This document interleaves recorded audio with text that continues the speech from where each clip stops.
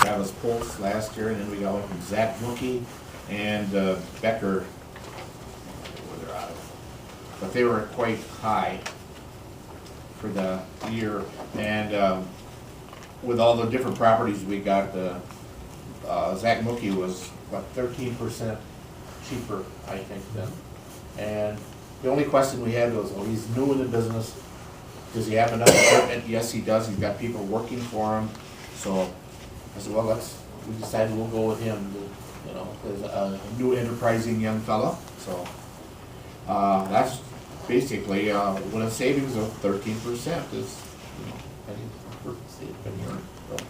So that's who we took, so, okay, that's about it on the things. And the Joel. flooring and referendum, I know Joel. I would ask Joel for Yeah, anything that you have to. so, yeah, we talked a little bit about concerns that were raised about, there's a lot of the bid package that went out called for marmoleum to be a floor covering throughout the high school. And I became aware that there were some concerns with having put that in locations in the middle school previously. Some follow-up with our architect in Bray.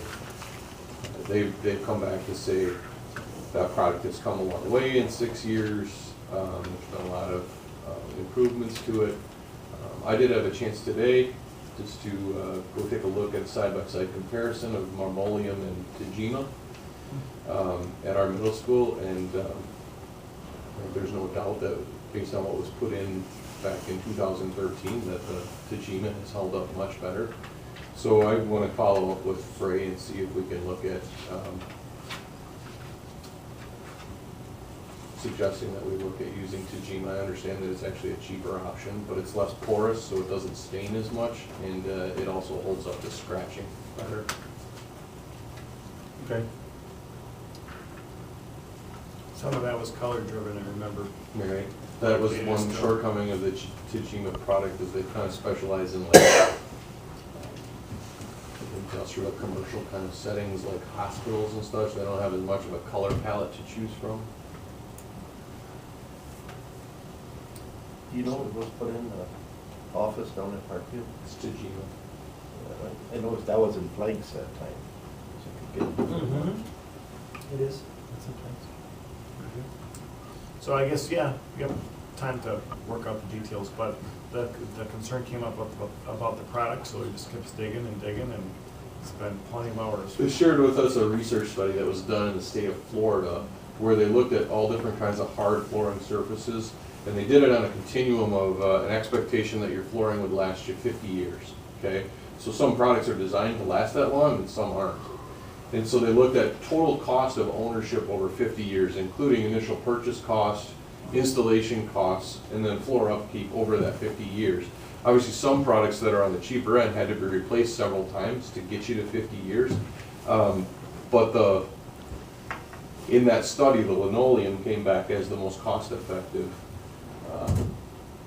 form of flooring. Marmoleum wasn't specifically listed, and so one of the questions I have for the folks from Bray is marmoleum considered a linoleum product? No, we looked into that too, that time when we. Marmoleum, it is marmoleum. Right. It's a one of a kind. Yeah. Tajima is Tajima, it's a one of a kind. It's actually a green product. My own car, I love that name. Yeah. Say it 3 times fast. Wait, I can't even say it one time slow. So anyways, we got some flooring considerations going on, and we do have time to make decisions on all those products to make sure that we're putting in something that everybody is pleased with. So that was, then you talked about the hazardous materials. The next phases of hazardous material abatement went out to bid. Those bids were first collected.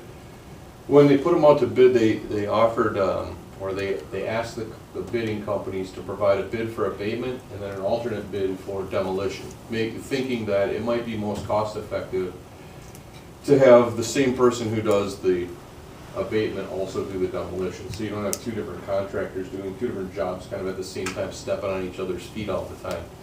So when they received the initial bids, they didn't feel like the information that was provided to them by the bidders was broken out enough, so they sent it back to them and said, we want it in this format specifically.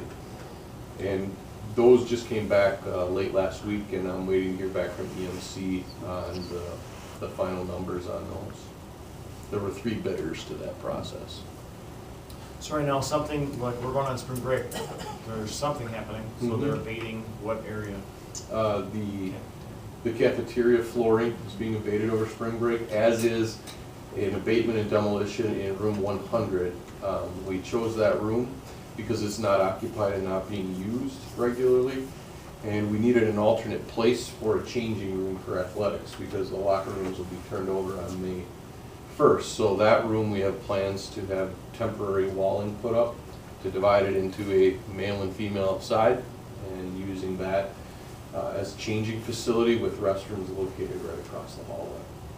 So that abatement work will happen over spring break. I also received word that if everything goes right, the fencing for the construction site should go up on Wednesday. We should be there to start erecting that. We learned that that was going to take up a much larger space than we originally had envisioned, including the displacement of some of our staff parking. So we've been working on alternate parking plans for our high school staff members that will go into effect on Wednesday also.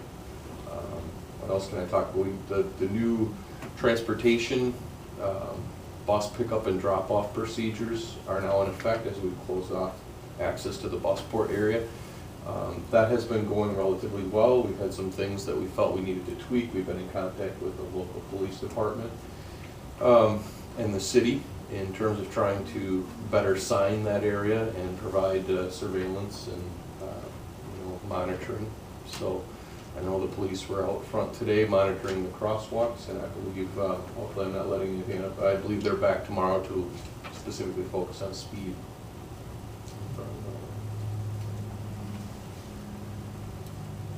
Anything else? Those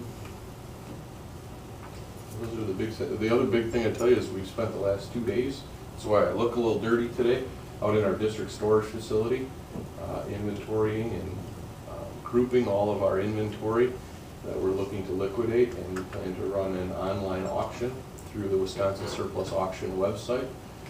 So we were preparing lots and photographing and getting all that stuff ready. I hope to get that into them in the next day or two. And goal would be to have that out there, share the link with our community, so anybody that might be interested in any of those items would have an opportunity to bid on them.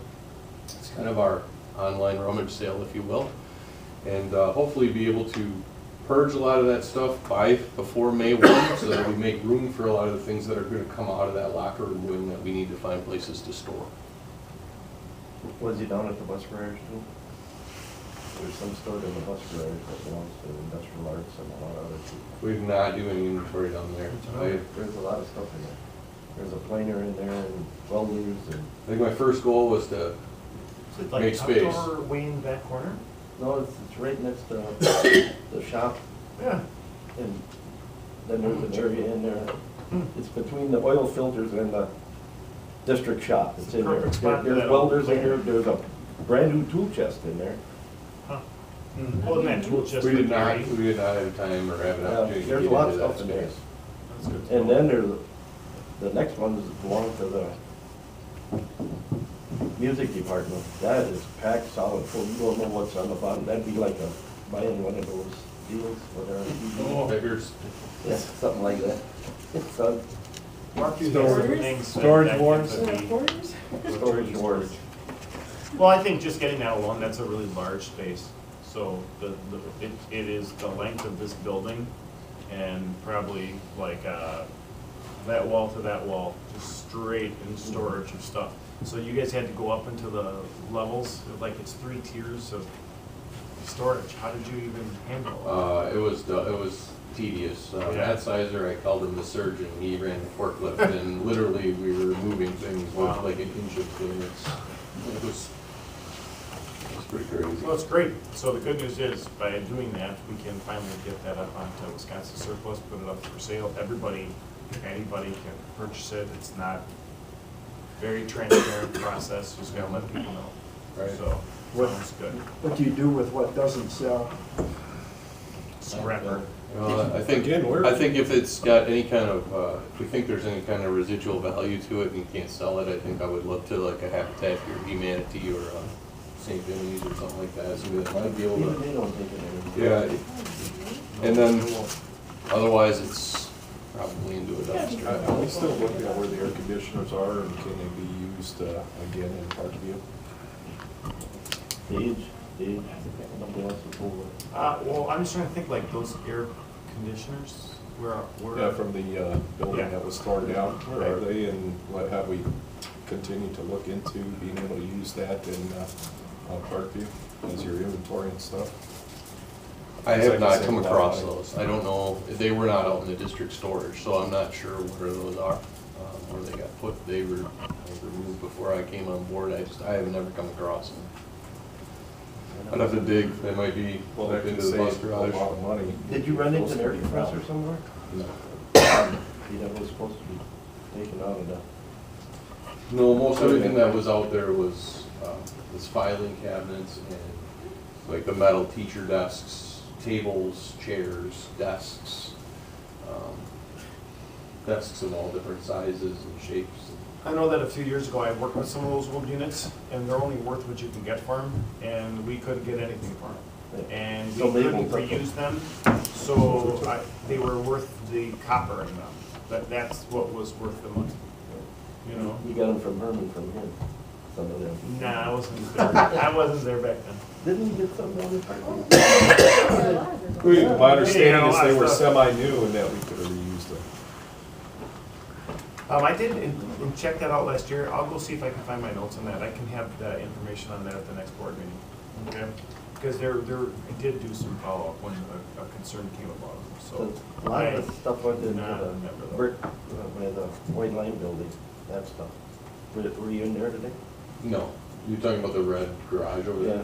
We've not been in there. That's where most of that stuff is. That's where I think it is too. Over in front of us. Yeah, right. I was actually in that storage space. That is literally old desks, chairs upon chairs that are from probably 50 years old kind of thing. So I don't know if I think we just put stuff in storage in the past. Mhm. And really that just needs to go. We're not gonna use those chairs. Right. 1982, we had an auction out in Foster Park. That was the last time we cleaned house. We had one after that. Yeah, What? we had one after that. Oh, you had one after that? I wasn't here. That was, Well, it's time. How about that? We're good, it's time, and we've had, the nice thing is with the technology today, it's an easy process. Go on to Wisconsin Surplus, the entire state of Wisconsin can look at that. And then, I guess in the end, after I have done this, we reach out to scrappers. That's what we do.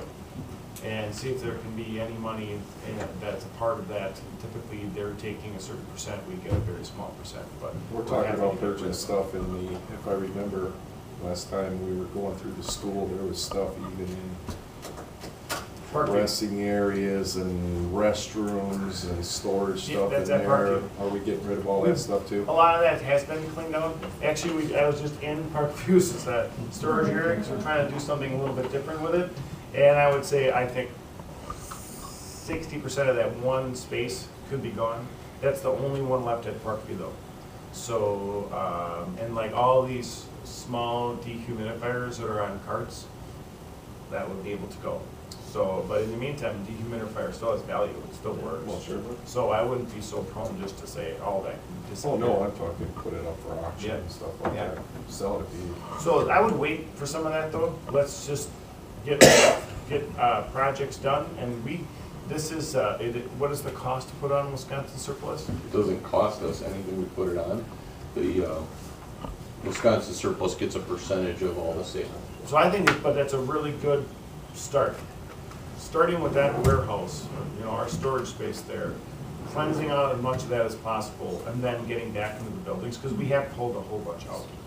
So, I think right now, the only place that there's the excess, I'd go into the different storage sheds that we have, and then that building by our vacant Yeah, lot. we I'd go certainly into could there keep next. going with, adding to our list of lots, but this is a good place to stop right now. We've got this building done, get it out, get this out, and then move What Joel on. didn't share is that it was inventory and it was what they felt like ready to go, and then it moved. And when it moved, it didn't go back to the same place that it was, so they had to go and do it all over again. So I think you'd be happy just to get that launched. Yes. For, The only thing I would share is that our B and G committee does need to meet again sometime soon. We did get our third bid in now for the reconstruction of the stairs for the press box on the football stadium. Those need to be replaced for safety reasons, and it's a considerable project, and we need to move on it because the contractors that have provided us bids are all busy. And if we wait too long, I'm afraid they'll get booked up. I won't be able to get it done this summer. I have just one quick question. When we met with the Upper 90 Lighting, and they did about the 3 buildings, we were gonna ask if they included this in the bus garage. They did? Yes, yes to both. Yeah, sure. yeah, they were already on here. The one building that they're not gonna be super involved in is at the high school, because so much of that will be new from Yeah. infrastructure. But they're gonna be doing some work there as well, like just looking in spaces like the gym, not only at lighting there, but also at humidification fans, moving air in that, Yeah, good idea. since it's not air conditioned. Okay. Thanks, Joel. Around. Administrative report. Anything? Mine's short and sweet, just some schedule stuff. So we have March 21st, Jan and I will be meeting with Richard from Neola to do some policy updates. We definitely need to, in the month of April, we will have a policy committee meeting. So I came in yesterday, so we have to have a policy committee meeting. There's an update that's done, it needs to go to the policy committee to be vetted out and then brought to the board for approval. So we'll be behind soon. So we're good. We just definitely in the month of April need to get a policy meeting set. So at the April 1st board meeting, the first board meeting in April, I will say, hey, we have to get that on the calendar. This week, Thursday, I'm going with students. I'm a participant in the Courage Retreat, which is for 7th grade. And it's all about building relationships with kids and kids being able to better communicate with each other. And it's to address bullying, it's to address the bad behavior that we experience in society today. So John will probably speak to that a little bit more. Spring break's coming, it's here, hard to believe.